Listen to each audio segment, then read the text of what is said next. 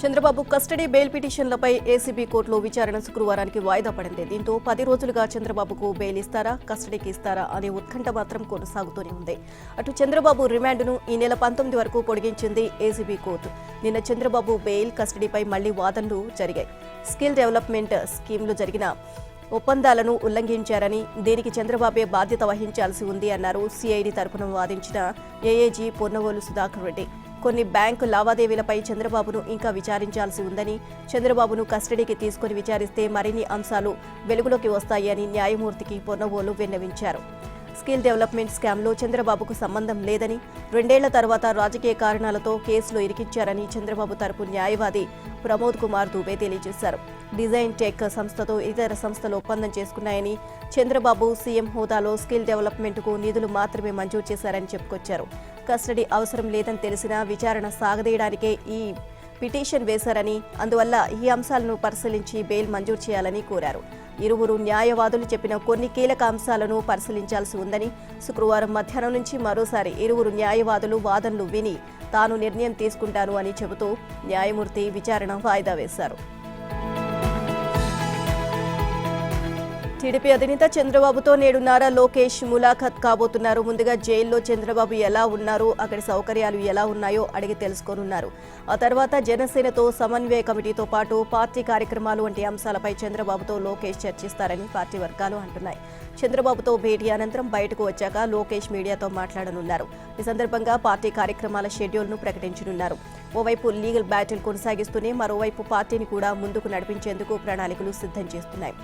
కేసుల విషయమై supreme court senior న్యాయవాదులతో మాట్లాడేందుకు లోకేష్ ఇటీవల ఢిల్లీ వెళ్లారు. సుప్రీంకోర్టు సీనియర్ న్యాయవాదులతో చంద్రబాబు కేసులను వాదించేందుకు మాట్లాడారు. దీంతో ఆ న్యాయవాదులు ఇప్పుడు చంద్రబాబు కేసులను పలు కోర్టుల్లో వాదిస్తున్నారు. ఆ తర్వాత అక్కడే ఉన్న లోకేష్ అక్కడి నుంచి పార్టీ నేతలతో టెలికాన్ఫరెన్స్ నిర్వహించారు. ఇదిలా ఉంటే ఈ నెల 10న AP inner ring road alignment mark కేసులో లోకేష్ సిఐడి ఎదుట విచారణకు హాజరు కావాల్సి ఉంది. ఈ లోపే 9న చంద్రబాబు తరపున న్యాయవాదులు సుప్రీంకోర్టులో దాఖలు చేసిన స్పెషల్ లీవ్ పిటిషన్పై విచారణ ఉంది. దీంతో లోకేష్ ఈ నెల 8న తిరిగి ఢిల్లీ వెళ్లి 9న విచారణకు సంబంధించి సుప్రీంకోర్టు సీనియర్ న్యాయవాదులతో మాట్లాడనున్నారు. టీడీపీ అధినేత చంద్రబాబు అక్రమ అరెస్టుకు వ్యతిరేకంగా టీడీపీ నేతలు, కార్యకర్తలు ఆందోళనలు కొనసాగుతున్నాయి. తెలుగు రాష్ట్రాలతో పాటు ప్రపంచవ్యాప్తంగా పలు ప్రాంతాల్లో ప్రజలు, ఎన్ఆర్ఐలు, చంద్రబాబు అభిమానులు సీఎం జగన్ రెడ్డి ప్రభుత్వ తీరుపై ఆగ్రహాన్ని వ్యక్తం చేస్తున్నారు. ఏ తప్పు చేయని తమ నేతను వెంటనే విడుదల చేయాలని డిమాండ్ చేస్తున్నారు. సెక్షన్ 30 అమలు చేసినప్పటికీ లెక్క చేయకుండా బాబు కోసం నేను అంటూ మహిళలు ఆందోళనలో భారీగా పాల్గొంటున్నారు. టీడీపీ నాయకులు ఆందోళనకు జనసేన నేతలు సంఘీభావం తెలియజేశారు. చంద్రబాబు అరెస్టుకు నిరసనగా టీడీపీ నేతలు సైకిల్ యాత్ర నిర్వహించారు. అటు కర్నూలు జిల్లా ఆదోనిలో కల్లు గీత కార్మికులు వినూత్నంగా నిరసన చేపట్టారు. కుండలపై బాబు కోసం మేము సైతం అంటూ రాసి నిరసన వ్యక్తం చేస్తున్నారు. సైకో పోవాలి, సైకిల్ రావాలి అని నినాదాలు చేశారు. పశ్చిమ గోదావరి జిల్లా ఉండి నియోజకవర్గంలో టీడీపీ నాయకులు చీపుర్లతో రోడ్లను ఊడ్చి నిరసన తెలియజేశారు.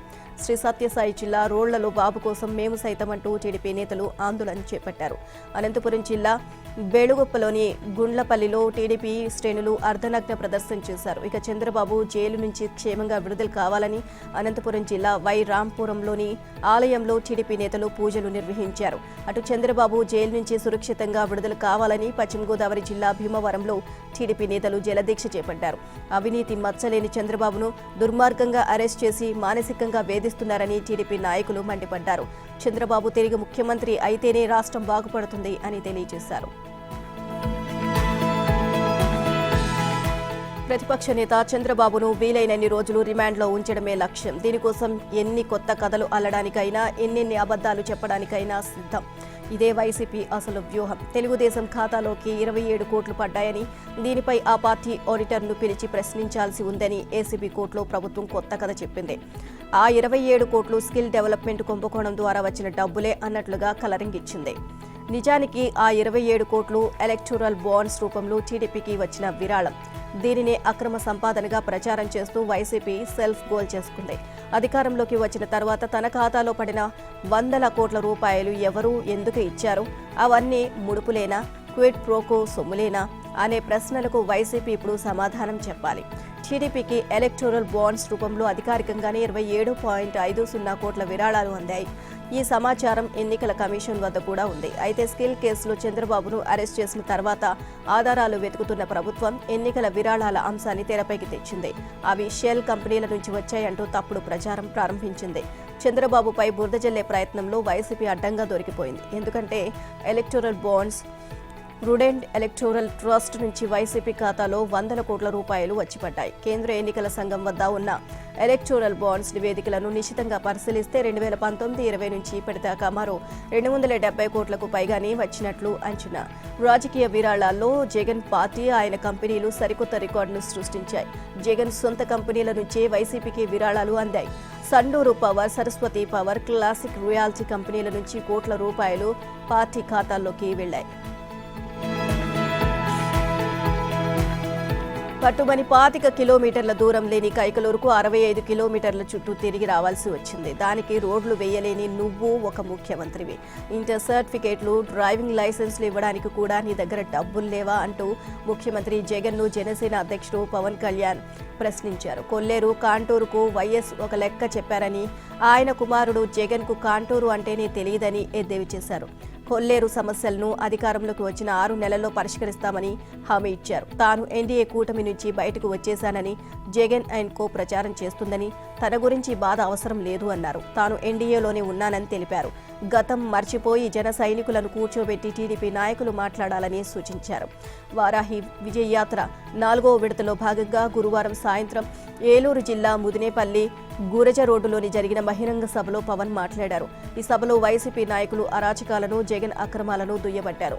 ముదినేపల్లికి వస్తుండగా దారి పొడవునా స్వాగతం పలికిన మహేష్, జూనియర్ ఎన్టీఆర్, రామ్ చరణ్, మెగాస్టార్ రజనీకాంత్ అభిమానులందరికీ పవన్ ధన్యవాదాలు తెలియజేశారు. వైసీపీ వాళ్ళు ఎలా ఉన్నారంటే ఆధ్యాత్మికంగా జీవించడానికి ఇష్టపడే రజనీకాంత్ను సైతం వదలలేదు అన్నారు. నోటికి వచ్చినట్లు తిట్టారు. ఏ ఒక్కరూ ఇంకొకరిని పొగడకూడదు, చేసిన మంచి గురించి మాట్లాడకూడదు, కేవలం వైసీపీ వాళ్ళనే పొగడాలట అంటూ పవన్ మండిపడ్డారు. ముఖ్యమంత్రి జగన్ అసమర్థత, చేతగానితనం వల్ల కృష్ణా మిగులు జలాల వినియోగంలో రాష్ట్రానికి తీవ్ర నష్టం జరుగుతోందని తెలుగు రైతు రాష్ట్ర అధ్యక్షుడు మరెడ్డి శ్రీనివాసరెడ్డి ఆరోపించారు. కేంద్ర ప్రభుత్వ తాజా నిర్ణయంపై జగన్ రెడ్డి నోరు విప్పాలని డిమాండ్ చేశారు. తెలంగాణ ఎన్నికల్ని దృష్టిలో పెట్టుకుని ఏపీకి అన్యాయం చేయడానికి కేంద్ర పెద్దలు సిద్ధమయ్యారని శ్రీనివాసరెడ్డి మండిపడ్డారు.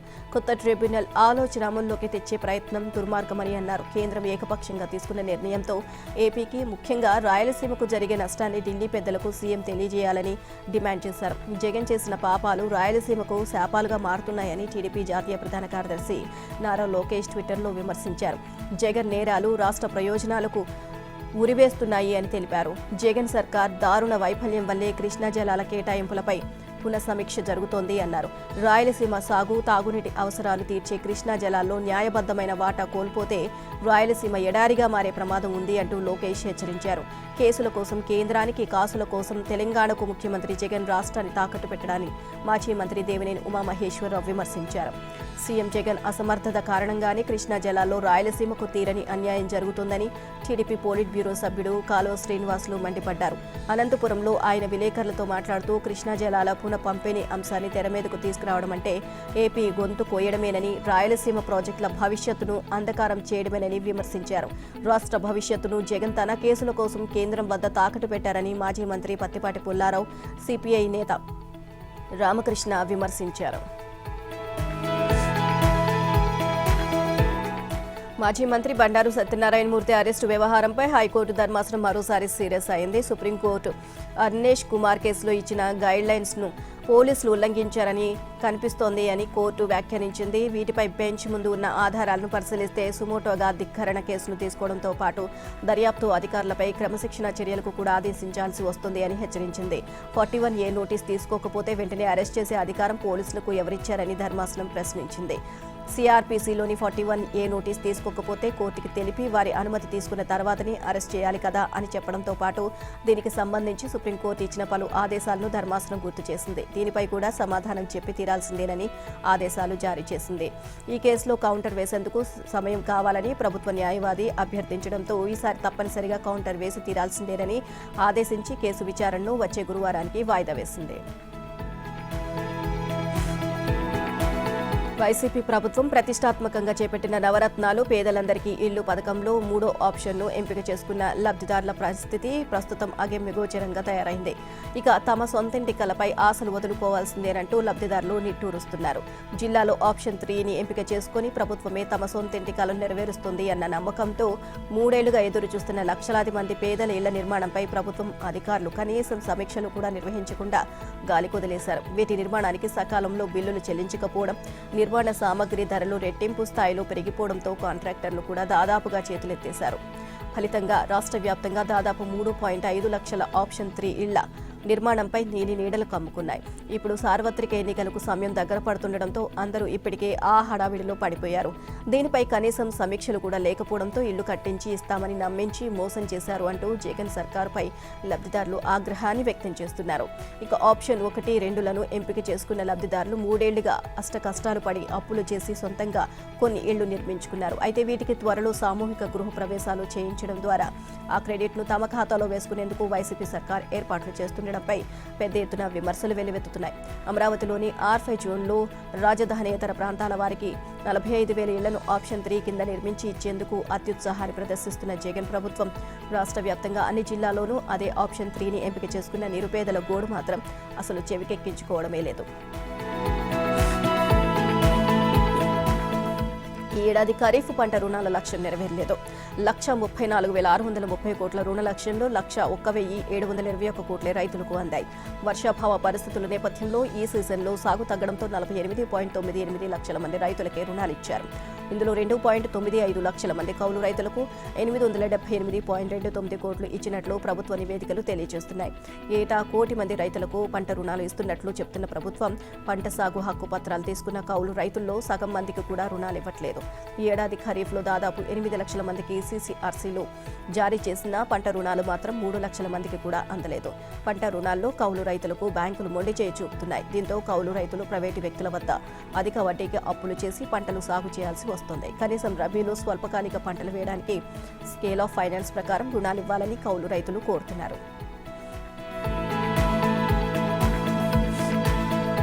పండుగల వేళ పేదలకు పప్పన్నం కరువవుతుంది. బహిరంగ మార్కెట్లో కిలో కందిపప్పు 200కు చేరువైంది. పండుగల సీజన్ కదా, రాష్ట్ర ప్రభుత్వం అయిన సబ్సిడీపై కందిపప్పు అందిస్తుంది అని ఆశపడిన పేదోడికి వైసీపీ సర్కార్ షాక్ ఇచ్చింది. సబ్సిడీ ధరలపై కార్డుదారులకు అందిస్తున్న రేషన్ సరుకుల్లో కందిపప్పు కోటాను ప్రభుత్వం పూర్తిగా కట్ చేసేసింది. ప్రజా పంపిణీ వ్యవస్థ ద్వారా పేదలకు ఇస్తున్న రాయితీ భారాన్ని తగ్గించుకునేందుకు దాదాపు ఏడాది కాలంగా కందిపప్పు సరఫరాను నిలిపివేసిన జగన్ సర్కార్ పేదలకు పండగల పూట సైతం కనీస ఉపశమనం కలిగించడం లేదు. గత నెల వినాయక చవితికి రేషన్లో కందిపప్పు ఇవ్వకుండా చేతులెత్తేసింది.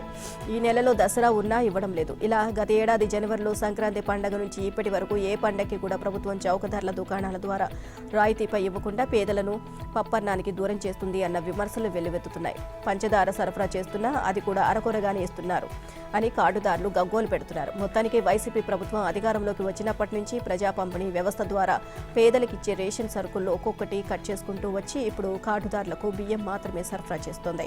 గతంలో తెలుగుదేశం ప్రభుత్వం రూపాయికే కిలో బియ్యంతో పాటు కందిపప్పు, పంచదార, ఉప్పు, గోధుమలు, రాగులు, జొన్నలు, శనగలు తదితర నిత్యావసర సరుకులు కార్డుదారులకు ప్రతి నెల సబ్సిడీ ధరలపై పంపిణీ చేసేవారు. ఇవి కాకుండా పండుగలకు ప్రత్యేక కిట్లను ఉచితంగా అందించేవారు. కందిపప్పును సరఫరా చేయలేక పూర్తిగా చేతులెత్తేయడంతో జగన్ సర్కార్పై పేదలు తీవ్ర అసంతృప్తి వ్యక్తం చేస్తున్నారు. దేశంలో ప్రభుత్వ రంగ సంస్థలను కాపాడుకోవాలంటే బీజేపీని అధికారం నుంచి దూరం చేయాల్సిందేనని సిపిఎం జాతీయ ప్రధాన కార్యదర్శి సీతారాం ఏచూరి అన్నారు. స్టీల్ ప్లాంట్ పరిరక్షణ కోసం సిపిఎం ఆధ్వర్యంలో నిర్వహించిన ఉత్తరాంధ్ర బైక్ ర్యాలీ ముగింపు సందర్భంగా గురువారం విశాఖపట్నం కూర్మన్నపాలెం జంక్షన్లో ఏర్పాటు చేసిన బహిరంగ సభకు ఆయన ముఖ్య అతిథిగా పాల్గొని మాట్లాడారు. నరేంద్ర మోదీ ప్రధాని అయిన తర్వాత ప్రైవేటీకరణ పెరిగిపోయింది అని, ఆయన్ను గద్దె దింపకపోతే ప్రభుత్వ రంగాన్ని కాపాడుకోలేము అన్నారు. ఆంధ్రుల హక్కు అయిన విశాఖ ఉక్కును ప్రైవేటు పరం చేసే ప్రక్రియకు ప్రధానిగా మోదీ అధికారం చేపట్టినప్పటి నుంచి బీజం పడింది అన్నారు. ఎంతో మంది కార్పొరేటర్లకు, దేశం విడిచి పారిపోయిన పారిశ్రామికవేత్తలకు 2014 నుంచి ఇప్పటి వరకు 16 లక్షల కోట్లు రుణాలను ప్రధాని మోదీ మాఫీ చేశారని, మరి ప్రభుత్వ రంగ సంస్థ అయిన స్టీల్ ప్లాంట్కు రుణాలను ఎందుకు మాఫీ చేయడం లేదని ఏచూరి ప్రశ్నించారు. వ్యవసాయ రంగాన్ని కూడా అదానీ, అంబానీకి అనుకూలంగా మార్చేలా ప్రధాని మోదీ చట్టాలు చేస్తే ఢిల్లీలో రైతులు పోరుబాట పట్టారని అన్నారు. మోదీ తన జీవితంలో మొదటిసారి వెనుకడుగు వేసి చట్టాలను వెనక్కి తీసుకున్న విషయాన్ని గుర్తు చేశారు. అదే పరిస్థితి విశాఖలో ఏర్పడేలా కార్మికులంతా రైతుల పోరాటాన్ని స్ఫూర్తిగా తీసుకుని ఉద్యమించాలి అని ఏచూరి పిలుపునిచ్చారు. తెలంగాణలో మరో 4 కార్పొరేషన్లకు చైర్మన్లు నియమితులయ్యారు. టీఎస్ఆర్టీసీ చైర్మన్గా జనగాం ఎమ్మెల్యే ముత్తిరెడ్డి యాదగిరిరెడ్డి, తెలంగాణ రైతు బంధు సమితి చైర్మన్గా station Ghanpur MLA Thatikonda Rajaiah, MBC corporation చైర్మన్గా నందికంటి శ్రీధర్, మిషన్ భగీరథ వైస్ చైర్మన్గా ఉప్పల వెంకటేష్ గుప్తాను నియమిస్తూ రాష్ట్ర ప్రభుత్వ ప్రధాన కార్యదర్శి శాంతికుమారి ఉత్తర్వులు జారీ చేశారు. నియమితులైన వారు 2 ఏళ్ల పాటు ఆయా పదవుల్లో ఉంటారు. ఎన్నికల ముంగిట జరిగిన ఈ నియామకాలు బీఆర్ఎస్లో అసంతృప్తులను బుజ్జగించేందుకేనన్న వాదనలు వినిపిస్తున్నాయి. వివాదాల కారణంగా జనగామ నియోజకవర్గంలో సిట్టింగ్ ఎమ్మెల్యే ముత్తిరెడ్డి యాదగిరిరెడ్డిని ఈసారి పక్కన పెట్టాలని సీఎం కేసీఆర్ నిర్ణయించారు. పల్లా రాజేశ్వర్ రెడ్డికి అక్కడి నుంచి టికెట్ ఇవ్వడం దాదాపుగా ఖాయమైంది. అయితే ముత్తిరెడ్డి ఎమ్మెల్యే టికెట్పై ఆశలు వదులుకోలేదు. ఇప్పటికీ తనకే వస్తుందని భావిస్తున్నారు. మరోవైపు స్టేషన్ ఘాన్పూర్ ఎమ్మెల్యే రాజయ్య స్థానంలో బీఆర్ఎస్ అభ్యర్థిగా కడియం శ్రీహరి పేరును ఖరారు చేయడంతో ఆ నియోజకవర్గంలో పార్టీలో వర్గ విభేదాలు తారాస్థాయికి చేరుకున్నాయి. దీంతో రాజయ్య శ్రీహరిలతో పాటు కేటీఆర్ ప్రత్యేకంగా సమావేశమై వారి మధ్య సయోధ్య కుదిర్చే ప్రయత్నం చేసిన విషయం తెలిసిందే. రైతు బంధు సమితి రాష్ట్ర చైర్మన్గా తనను నియమించడంపై రాజయ్య హర్షం వెలుబుచ్చారు. రైతుల ఆదాయం డబుల్ చేస్తానని చెప్పిన ప్రధాని మోదీ ఆ పని చేశారా అని బీఆర్ఎస్ వర్కింగ్ ప్రెసిడెంట్ మంత్రి కేటీఆర్ ప్రశ్నించారు. రైతు ఆదాయం డబుల్ కావాలంటే నోటి మాటలు, ఊకదంపుడు ఉపన్యాసాలతో కాదని ధ్వజమెత్తారు. తెలంగాణలో తప్ప ఇతర రాష్ట్రాలు రైతులు కష్టాలు డబుల్ అయ్యాయని, అక్కడ రైతు బంధు, రైతు బీమా, 24 గంటల కరెంటు ఇవ్వలేని దుస్థితి ఉంది అని తెలియజేశారు. సీఎం కేసీఆర్ దృష్టికి తీసుకువెళ్లి గ్రేటర్ హైదరాబాద్లో మరో 1,00,000 డబుల్ బెడ్రూమ్ ఇళ్ల నిర్మాణానికి శ్రీకారం చుడతామని, పేదలకు సంబంధించిన ఏ కార్యక్రమమైనా ఆయన ఓకే అంటారని, ఎన్ని నిధులైనా ఖర్చు పెడతారని వ్యాఖ్యానించారు. వికారాబాద్లో 173 కోట్లతో చేపట్టిన అభివృద్ధి పనులకు గురువారం ఆయన ప్రారంభోత్సవాలు, శంకుస్థాపనలు చేశారు. రంగారెడ్డి జిల్లా రావిర్యాల వద్ద దేశంలోనే అత్యాధునిక ఆటోమేషన్ ప్రాసెసింగ్ టెక్నాలజీతో 40 ఎకరాల్లో 246 కోట్లతో నిర్మించిన విజయ డైరీ మెగా ప్లాంట్ను ప్రారంభించారు. కేపీహెచ్బీలో 19 కోట్లతో చేపట్టనున్న రంగధాముని చెరువు సుందరీకరణ పనులకు శంకుస్థాపన చేశారు. చెరువు కట్టపై 9 కోట్లతో అభివృద్ధి చేసిన పార్కును ప్రారంభించారు. అక్కడే ప్రగతి నివేదన సభ నిర్వహించారు. ఈ సభలో కాంగ్రెస్, బీజేపీలపై కేటీఆర్ ఘాటు వ్యాఖ్యలు చేశారు. కేసీఆర్ అమలు చేసే వరకు గత 75 ఏళ్లలో ఏ ముఖ్యమంత్రి అయినా ఇంటింటికి మంచినీరు, రైతుకు పెట్టుబడి, రైతు బీమా ఇవ్వాలని కాంగ్రెస్, బీజేపీలు ఎందుకు ఆలోచించలేదని ప్రశ్నించారు. ఎన్నికల్లో పోటీ వ్యక్తుల మధ్య కాదు, పార్టీలు, సిద్ధాంతాల మధ్య ఉంటుంది అన్నారు. ఎవరితో రాష్ట్రానికి మేలు జరుగుతుందో ప్రజలు ఆలోచించాలి అన్నారు. తెలంగాణలో 2014 నుంచి ఇప్పటి వరకు బీజేపీ, బీఆర్ఎస్ కలిసి ఉంటూ సందర్భం వచ్చినప్పుడల్లా అంతర్గతంగా సహకరించుకుంటూ కాంగ్రెస్ పార్టీని దెబ్బతీయడానికి అవకాశవాద రాజకీయాలు చేస్తున్నాయని టీపీసీసీ అధ్యక్షుడు రేవంత్ రెడ్డి విమర్శించారు. బీజేపీ, బీఆర్ఎస్ ఫెవికాల్ బంధాన్ని నిజామాబాద్ సాక్షిగా మోదీ ఒప్పుకున్నారని వ్యాఖ్యానించారు. కేసీఆర్ సీఎం అయినప్పటి నుంచి సందర్భం వచ్చినప్పుడల్లా మోదీని బీజేపీ సొంత ముఖ్యమంత్రుల కంటే ఎక్కువగా పొగిడారని రేవంత్ రెడ్డి ఎద్దేవి చేశారు. 2016లో మిషన్ భగీరథ ప్రారంభోత్సవంలో కేసీఆర్ మోదీని పొగడ్తలతో ముంచెత్తిన విషయాన్ని గుర్తు చేశారు. గడిచిన 9 ఏళ్లలో మోదీ తీసుకున్న ప్రతి నిర్ణయానికి కేసీఆర్ మద్దతు ఉన్నదనే విషయం పార్లమెంట్ రికార్డులను తిరిగేస్తే అర్థమవుతుంది అన్నారు. ఇదంతా కాంగ్రెస్ను దెబ్బతీయడానికి బీఆర్ఎస్, బీజేపీ వ్యూహంలో భాగమేనని అన్నారు. బీఆర్ఎస్ అంటే బీజేపీ విష్ణేధార్ సమితి అని తమ నాయకుడు రాహుల్ గాంధీ ముందే చెప్పారని అన్నారు. అలాంటి బీఆర్ఎస్కు మద్దతుపై ఎంఐఎం పునరాలోచించుకోవాలి అని అన్నారు. బీజేపీ, బీఆర్ఎస్లది గల్లీలో కూస్తీ, ఢిల్లీలో దోస్తీ అని ఎద్దేవి చేశారు రేవంత్ రెడ్డి. ప్రభుత్వ పాఠశాలలో చదువుతున్న విద్యార్థులందరికీ నేటి నుంచి సీఎం బ్రేక్ఫాస్ట్ పథకాన్ని సీఎం కేసీఆర్ ప్రారంభించనున్నారు. దసరా తర్వాత ప్రారంభిస్తామని చెప్పిన సీఎం కేసీఆర్ తాజాగా ఈ నిర్ణయాన్ని మార్చుకుని నేటి నుంచి పాఠశాలలో బ్రేక్ఫాస్ట్ అందించేందుకు ఏర్పాట్లు చేశారు. ఉమ్మడి జిల్లా వ్యాప్తంగా 3,177 పాఠశాలలో అల్పాహారం అందించనున్నారు. ఉమ్మడి జిల్లాలో 2,80,879 మంది విద్యార్థులకు అందనుంది. ఈ నెల 26 నుంచి అన్ని పాఠశాలలో ప్రారంభం కానుంది. అసెంబ్లీ నియోజకవర్గానికి ఒక పాఠశాలలో మాత్రం శుక్రవారం మంత్రులు, ఎమ్మెల్యేలు ప్రారంభించనున్నారు. ఈ పథకానికి రాష్ట్ర వ్యాప్తంగా ప్రతి ఏటా ప్రభుత్వం 400 కోట్లు ఖర్చు చేయనున్నట్లు అధికారుల ద్వారా తెలిసిందే. అందులో భాగంగా ఇప్పటికే పాఠశాలకు నిధులు విడుదల చేసినట్లు అధికారులు తెలియజేశారు. ప్రభుత్వ పాఠశాల విద్యార్థులకు మధ్యాహ్న భోజనం, ఉదయం రాగి జావా అందిస్తున్నారు. తాజాగా సీఎం అల్పాహారం పథకాన్ని ప్రారంభించనున్నారు. ఈ పథకంలో భాగంగా సోమవారం ఇడ్లీ లేదా ఉప్మా, మంగళవారం పూరి లేదా టమాటో బాత్, బుధవారం ఉప్మా లేదా కిచిడి, గురువారం చిరుధాన్యాల ఇడ్లీ లేదా పొంగల్, శుక్రవారం ఉగ్గాని, అటుకులు, చిరుధాన్యాల ఇడ్లీ, శనివారం పొంగల్ లేదా వెజిటబుల్ బిర్యానీ అందించేందుకు ఏర్పాట్లు చేస్తున్నారు. తెలంగాణలో జాతీయ పసుపు బోర్డు ఏర్పాటుకు కేంద్రం నోటిఫికేషన్ జారీ చేసింది. ఇటీవల మహబూబ్ నగర్ సభలో ప్రధాని నరేంద్ర మోదీ బోర్డు ఏర్పాటు చేస్తామని ప్రకటించిన నేపథ్యంలో ఆ మేరకు కేంద్ర మంత్రివర్గం ఆమోదముద్ర వేశారు. ఈ క్రమంలోనే గురువారం కేంద్ర వాణిజ్య పరిశ్రమల శాఖ గెజిట్ నోటిఫికేషన్ జారీ చేసింది. అంతర్జాతీయ మార్కెట్లో పసుపు వినియోగంపై అవగాహన కల్పించడం, నూతన ఉత్పత్తుల అభివృద్ధి, మార్కెట్ పరిశోధనలు, ఎగుమతులకు మౌలిక సదుపాయాల కల్పన, సప్లై చైన్ నిర్వహణ, నాణ్యత, వైద్య రంగంలో పసుపు వాడకంపై పరిశోధనలు ప్రోత్సహించడం వంటివి బోర్డు నిర్వహిస్తుంది అని ఆ శాఖ నోటిఫికేషన్లో పేర్కొంది. ఉద్దేశాలకు అనుగుణంగా కేంద్ర ఆమోదానికి బోర్డు వార్షిక ప్రణాళికలు రూపొందించాల్సి ఉంటుంది అని, అవసరమైన మేరకు కేంద్రం నిధులు ఇస్తుంది అని వెల్లడించింది. బోర్డుపై పర్యవేక్షణ, నియంత్రణ పూర్తిగా కేంద్ర ప్రభుత్వం చేతిలో ఉంటుంది అని తేల్చి చెప్పింది. ఇక పసుపు బోర్డులో చైర్పర్సన్తో పాటు కేంద్ర వాణిజ్య, వ్యవసాయ, ఆయుష్, ఫార్మాస్యూటికల్స్ శాఖల ప్రతినిధులు, పసుపు పండించే రాష్ట్రాల ప్రభుత్వ అధికారులు, సుగంధ ద్రవ్యాల బోర్డు కార్యదర్శి, కేరళ కోజికోడ్లోని Indian institute of spices research director, Guwahati స్వైరం director, national medicinal plant board CEO, వాణిజ్య శాఖ కార్యదర్శి సభ్యులుగా ఉంటారని నోటిఫికేషన్లో తెలియజేసింది. 3 పసుపు రైతులు, 3 ఎగుమతిదారులను సభ్యులుగా కేంద్రం నామినేట్ చేస్తుంది అని, చైర్పర్సన్ను కేంద్రమే నియమిస్తుంది అని, సభ్యుల కాల పరిమితి గరిష్టంగా 3 ఏళ్ల పాటు ఉంటుంది అని వెల్లడించింది. తెలంగాణలో జరిగిన ఉప ఎన్నికల్లో డబ్బు, మద్యం ప్రవాహం కొనసాగినట్లు తమ దృష్టికి వచ్చిందని, గతంలోలా అక్రమాలకు తావు లేకుండా ఈసారి ఎన్నికల్లో పటిష్ట చర్యలు చేపడతామని కేంద్ర ఎన్నికల సంఘం కమిషనర్ రాజీవ్ కుమార్ తెలియజేశారు. అసెంబ్లీ ఎన్నికల సన్నద్ధతపై అంచనా కోసం ఈ నెల 3న ఈసీతో పాటు 17 మందితో కూడిన ఎన్నికల కమిషన్ ప్రతినిధుల బృందం రాష్ట్ర పర్యటనకు వచ్చింది. సన్నద్ధతపై 3 రోజుల సమీక్ష అనంతరం ఓటర్ జాబితా, ఎన్నికల నిర్వహణ ఏర్పాటుపై తదితర అంశాలపై గురువారం మీడియా సమావేశంలో సీఈసీ మాట్లాడారు. ఎన్నికల్లో డబ్బు, మద్యం ప్రభావంపై కొన్ని పార్టీలు ఆందోళన వెలుబుచ్చాయని, కొందరు అధికారులు పక్షపాత ధోరణితో వ్యవహరిస్తున్నాయని విషయాన్ని ఉప ఎన్నికల సమయంలో రాష్ట్రంలో చోటు చేసుకున్న పరిణామాలను తమ దృష్టికి తెచ్చాయని వివరించారు. పలు పార్టీల విజ్ఞప్తుల నేపథ్యంలో రాబోయే ఎన్నికల్లో పటిష్ట నిఘా పెట్టబోతున్నామని, మొదటిసారి అటవీ పరిసరాల్లో కూడా చెక్ పోస్టులను ఏర్పాటు చేస్తున్నామని, రాష్ట్ర సరిహద్దుల్లో 89 చెక్ పోస్టులతో సహా మొత్తం 148 చెక్ పోస్టులు ఏర్పాటు చేశామని రాజీవ్ కుమార్ తెలియజేశారు. అన్ని చోట్ల సీసీ కెమెరాలు ఏర్పాటు చేశామని, అక్రమంగా నగదు, మద్యం సరఫరా చేస్తే కఠిన చర్యలు ఉంటాయని హెచ్చరించారు. ఆన్లైన్లో నగదు బదిలీలపై విమానాశ్రయాల్లో ప్రత్యేక నిఘా ఉంటుంది అని చెప్పారు. వారానికి ఒకసారి రిపోర్ట్ చేయాల్సిందిగా ఎన్ఫోర్స్మెంట్ ఏజెన్సీలను ఆదేశించామన్నారు.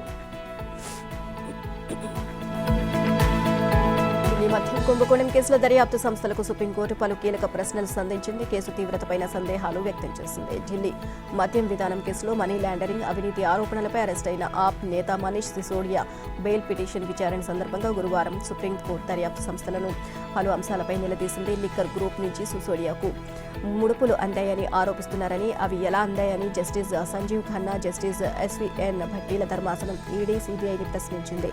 మీరు 100 కోట్లు, 30 కోట్లు అని 2 సంఖ్యలు చెప్తున్నారు. ఈ సొమ్ము ఎవరు చెల్లించారు? అందుకు ఏమైనా ఆధారాలు ఉన్నాయా? దినేష్ అరోరా కూడా ఈ కేసులో నిందితుడే కదా. ఆయన వాంగ్మూలం కాకుండా మరో సాక్ష్యం ఏదైనా ఉందా అని జస్టిస్ ఖన్నా ప్రశ్నించారు. దర్యాప్తు సంస్థలు చెప్తున్న చైన్ పూర్తి స్థాయిలో ఏర్పాటు కాలేదని వ్యాఖ్యానించారు.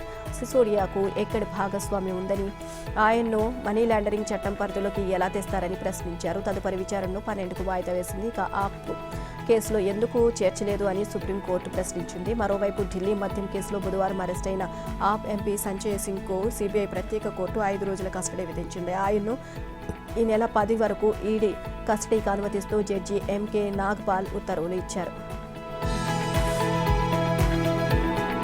మహాదేవ్ బెట్టింగ్ యాప్ కేసు వ్యవహారం బాలీవుడ్లో ప్రకంపనలు రేపుతోంది. ఈ కేసులో బుధవారం ప్రముఖ బాలీవుడ్ నటుడు రణబీర్ కపూర్కు సమన్లు జారీ చేసిన ఈడీ అధికారులు తాజాగా మరికొందరు నటులకు నోటీసులు ఇచ్చారు. ఈ జాబితాలో హాస్య నటుడు కపిల్ శర్మ, హ్యూమా ఖురేషి, హీనా ఖాన్ ఉన్నారు. మహాదేవ్ బెట్టింగ్ యాప్తో ముడిపడి ఉన్న మనీ లాండరింగ్ కేసు విచారణకు సంబంధించి ఈ 3 నటులకు వేర్వేరు తేదీల్లో రాయ్పూర్లో విచారణకు రావాలి అని కోరినట్లు సమాచారం. అయితే ఈ కేసులో ఈ 3 నిందితులుగా పేర్కొనలేదని తెలుస్తోంది. మరోవైపు రణబీర్ కపూర్ను ఈ నెల 6న ప్రాంతీయ కార్యాలయం రాయ్పూర్లోని విచారణకు హాజరు కావాలని సమన్లు ఇవ్వగా ఆయన 2 వారాల సమయం కోరినట్లు సమాచారం.